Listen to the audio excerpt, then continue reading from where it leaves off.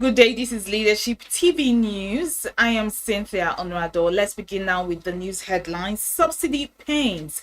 NLC TUC issue 14-day strike notice. Contempt of court. Bauchi police declare vocal Islamic cleric wanted. Army rescues 18 females kidnapped victims in Katsina. And on entertainment, I would place Burna Boy above Beyonce, Thatcher. Finally, on sports, AFCON, dreams come through, says Nwabali.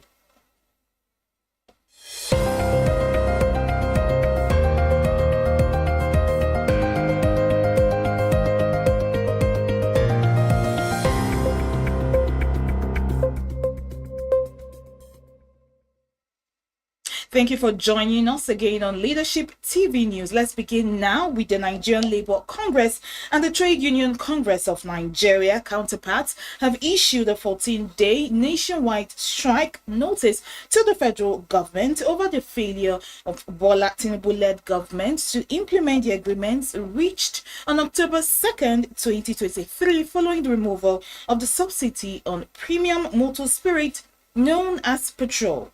Leaders of the NLC and TUC have said that despite organized labor's effort to ensure industrial peace, the government seems unperturbed by the mass suffering and hardship across the country. Effective February 9th, tomorrow, amongst others, the two labor unions said, constrained by this development and recognizing the urgency of the situation and the imperative of ensuring the protection and defense of the rights and dignity of Nigerian workers and citizens, the NLC and TUC hereby issue a stern ultimatum to the federal government to honor their part of the understanding within 14 days from tomorrow, the 9th day of February 2024. And now the House of Representatives have commenced the process of immortalizing the former Speaker Galina Abba, the Kano-born politician who died on September 27, 2023 in Abuja at the age of 65. In a motion moved on the floor of the House by Honorable Aliyu Madaki, titled Need to Immortalize Former Speaker late Galina Abba by naming the National Assembly Service Commission building after him. The lawmakers noted that the late Abba started his political career as a student of Ahmadu Bello University, Zaria, where he was elected as an executive committee member of the ABU chapter of the Revolutionary People's Redemption Party, PRP, established in the Second Republic by Malam Aminu Kano.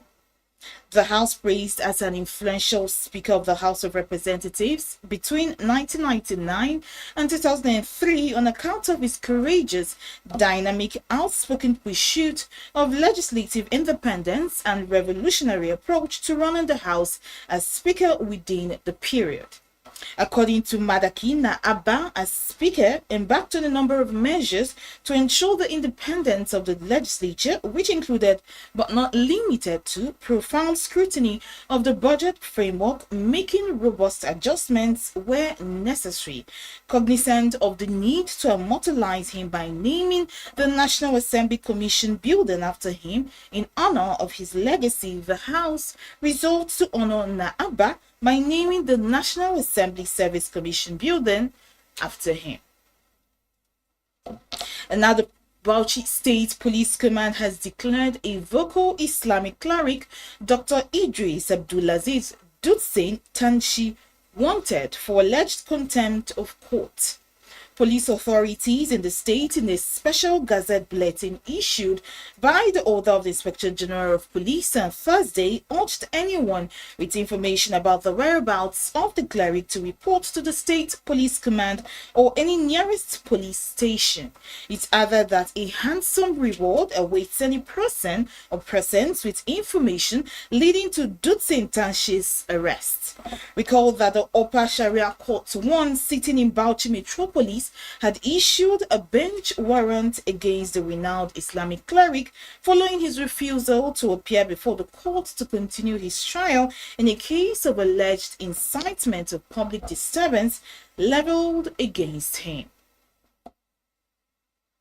Troops of the Nigerian army on Wednesday succeeded in rescuing 18 female kidnapped victims from their captors and handed them over to the Katsina state government.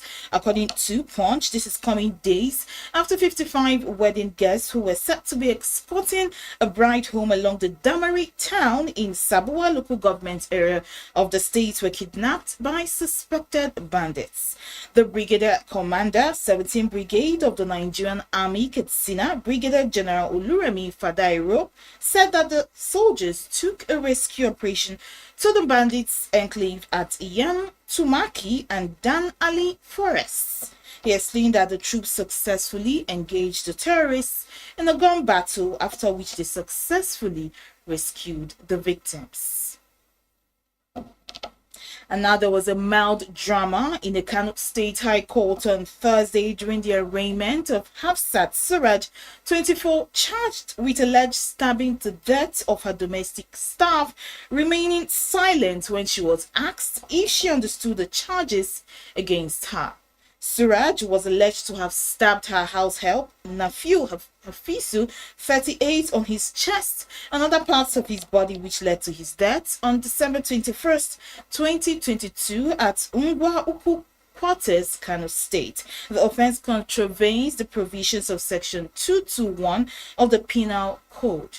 The presiding judge, Justice Zuwaira Yusuf, repeated the question 3 times, but Suraj remained mute. Following her refusal to answer, Justice Yusuf ordered that she should be mentally evaluated by a medical doctor at Kormawa Correctional Center. Yusuf ordered the prosecution to furnish the defense counsel with all the facilities concerning the case. Now let's take a bit of entertainment news. Controversial reality TV star and media personality Natasha Anita Akide, also known as Tacha, has said Grammy-winning Nigerian singer Burna Boy is slightly ahead of American superstar Beyonce in terms of stage performance.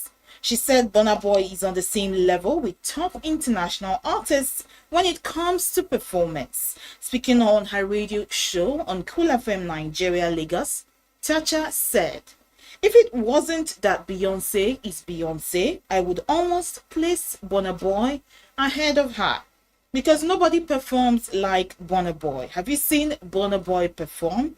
Burna Boy is on the same level with any international artist. Burna Boy has no bad songs." Recall that Burna Boy recently made history as the first Nigerian artist to perform at the main stage at the Grammy Awards. Finally, now on sports news, after Nigeria's thrilling victory over South Africa in the Africa Cup of Nations semi-final, the Super Eagles goalkeeper Nwabali Stanley was overcome with emotions. He said, "This is a game I'm born to play, a night to remember. I felt every bit of it." Nwabali exclaimed in a post via his Instagram handle on Wednesday, "Brick by brick and dreams are coming through." The informed goalkeeper made several saves in the game, including 2 penalties during the penalty shootout. Despite eliminating Bafana, Nwabali made it clear he still has love for South Africa. "No love lost at all. I still love South Africa as much as their fans loves me," Nwabali said. On that note, we'll end the news here on Leadership TV. For more of news stories, you can log on to the website www.leadership.ng. Many thanks for watching. For sponsorship and advert placements, please contact 080